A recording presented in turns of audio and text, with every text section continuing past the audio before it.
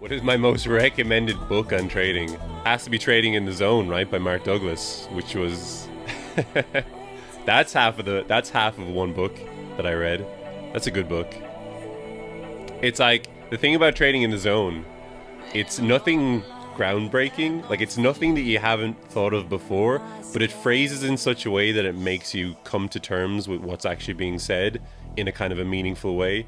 Like, of course, everyone understands how risk works in a general sense, but the way he outlines like how you should approach a trade from a psychological POV, from a risk management POV, it puts down these things that you've probably thought of a million times before, but it puts them into words, and it really makes you kind of think about them and think about how they apply to your own trading, which I think is it's a really helpful exercise. Like even if you've been trading for like a few years and you kind of know what you're doing, like I don't think it's by any stretch of the imagination, I don't think it's a beginner's book.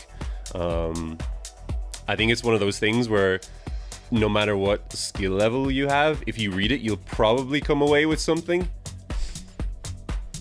Yeah, Percio agrees. So yeah, let me give you a quick update on the challenge account. So we are sitting, after 8 days, we're sitting at just shy of 8.5, 844, call that 4, 8443, 8444. So that's great. That's like a 60 something increase. Actually, that's more like just shy of a 70% increase. We started the challenge account 8 days ago. Let me get the trades. So yeah, these are the trades we've taken so far. I think there's probably 15 there. Is there? 1, 2, 3, so 5, 6, 10, 15. Yeah, 15 trades. We've actually only lost one trade, which is kind of funny, because I normally have a higher lose rate than that. That's I call that a little bit lucky. Yeah, the audio. So I actually shared this on Twitter. Some people were assuming maybe that I over risked for that audio long, because it's like the first trade of the account and you add what is that, 30% to the account. But actually no, I was only risking, I had like $300 was around $300 or even less was my open risk for that long, which at the time, I had like 5k in the account at the time, was like 6-ish%. So yeah, my risk for this account per trade, my max risk is around 5%. So going 1% over that, it's not a big deal. It definitely wasn't it wasn't like a degen trade or anything like that. I'm not risking 50% of the account. It's not that kind of challenge. I did risk 6% of the account, and the trade played out. It was like a 5 or plus 5.5 or trade. So yeah, that was like the second trade we took. The first trade was like a BTC short that I cut 5 minutes after I entered. So we're doing 5k to 50k in 80 days. That's the idea. That's the hook. We'll get into the charts. So yeah, BTC is in an interesting spot. Let's do the high time frame first. So high time frame, so we had a 3 drive into 3-day supply at VAH for this, macro range going back to last year, and we've taken some key buy side levels. I would be betting my house on a short here if it weren't for the sheer amount of momentum, almost irrational momentum we've had on this move up. Like BTC is just wrecking all these levels, and it makes me very, I lack confidence. We'll say that much. I lack confidence shorting, as I have lacked confidence for most of this move up since I got blown out wherever it was, here, or whatever short that I lost a big chunk of my portfolio on. Since then I've had a comparatively little confidence shorting,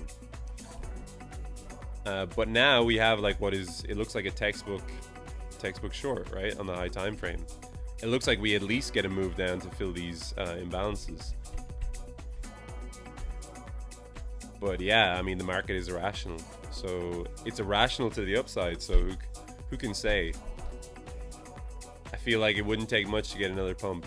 BTC is in an H1 OB. Yeah, technically it is, but I wouldn't be looking at that as an OB because you have a FEG up here. So you have an FEG up here, and it's probably OT for this whole move down. Yeah. So it's actually golden pocket. So this is a golden pocket FEG. This kind of thing is something that I really like shorting, if we get it. So yeah, if I were shorting, I wouldn't be shorting here. The short I would be looking at is here, right? Because realistically, price shouldn't go above here. We've had our 3 drives. We've had our sharp rejection that breaks structure. This is your retest, and if you're wrong, you're wrong. It probably goes much higher. But in my opinion, that's the short. And you're looking for those lows. You're looking for the trip equal lows here. You're looking for the H1 FVG down here. In my humble opinion. Matic good for short. I was gonna chart Matic high time frame today. I wouldn't short that, to be honest. Why do you think it's good for short? I'd be looking at here or here. You're basically if you short here, in my opinion, you're arguably shorting the bottom of the move. There's probably an even better FEG on like H12 or something, right? So, well, you got 2 H4 FEGs in premium. That's where you should be looking, not here. If you short here, I think you're shorting deep in the discount. It's not where you should be shorting, in my opinion. It's in a 30-minute breaker and OB, yeah, but again, it doesn't matter. It doesn't matter about your 30-minute breaker. It doesn't matter about your OB. You are at the bottom of the move here. In my opinion, this isn't where you short. Because arguably, we've just swept liquidity. There's a strong buyback. What's your invalidation on this idea? You know what I mean? Is your invalidation up here? Where are you targeting? Are you looking for much lower? I mean, in my opinion, it's just not a short. For future reference, for the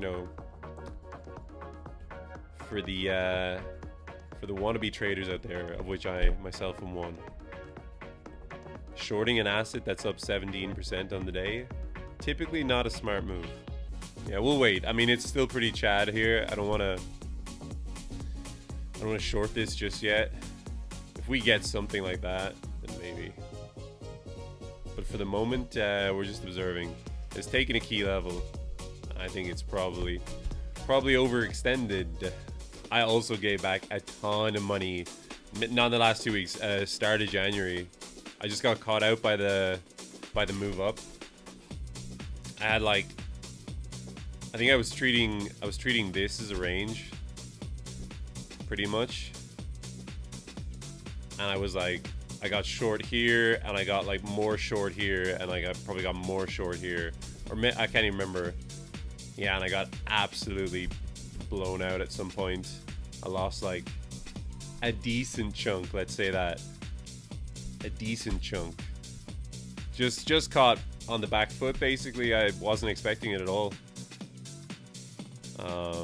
Yeah, and paid the price. So yeah, I gave back a lot of money that I made in like Q3, Q4 last year, but that's just the way the cookie crumbles, I guess. Sometimes.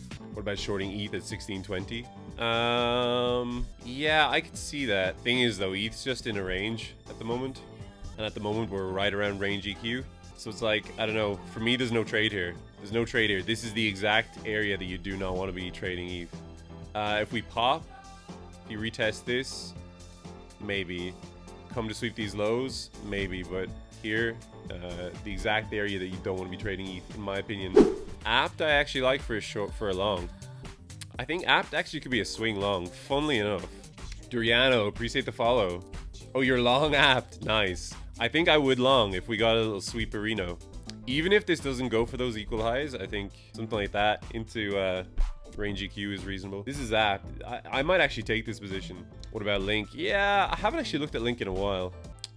Probably a long, to be honest. I wouldn't be short bias here. I'd be long bias. I mean, that just looks like bullish order flow, right? You know what I mean? I think it probably just continues this. Something like that, probably. The only thing is, with these kind of structures, is you do build liquidity. to the sell side. So it doesn't really take much of a flush, is like my only concern. Is like sometimes you'll just get a wick like that to mess everyone around. And that's usually a great long. If you get something like that. That's usually an awesome long. Because it's like order flow continuation, but you've taken liquidity, you know. APT looks longable. APT is longable. We're actually looking to long it. We're looking to long it on stream. If BTC breaks structure here, I'll probably look to short it, to be honest. It's an awful drawing, but I think you understand what I'm trying to do. Slow morning so far. Yeah, I'm not really seeing too much. I don't want to force anything. I don't want to force anything and lose a trade on stream. My fragile ego won't be able to handle it.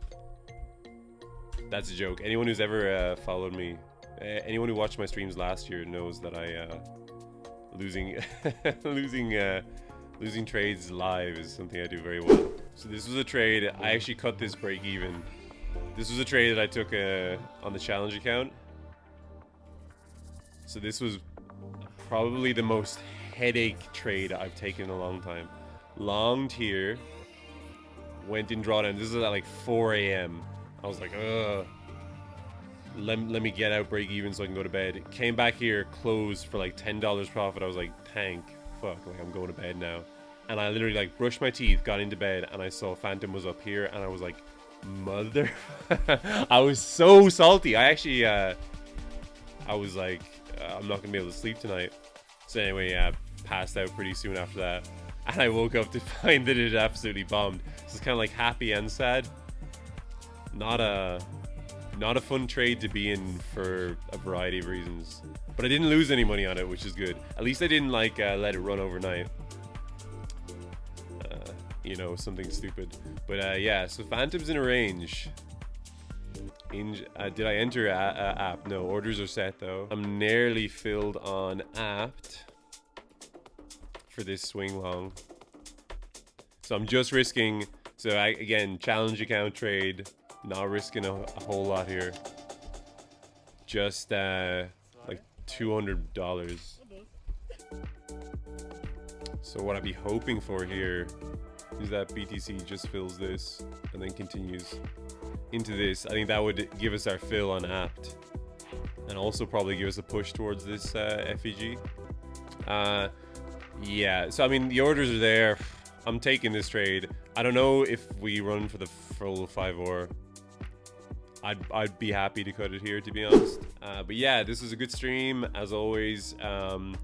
Just it's a weird week because of all the news events, so trying to maneuver the challenge account without blowing anything up.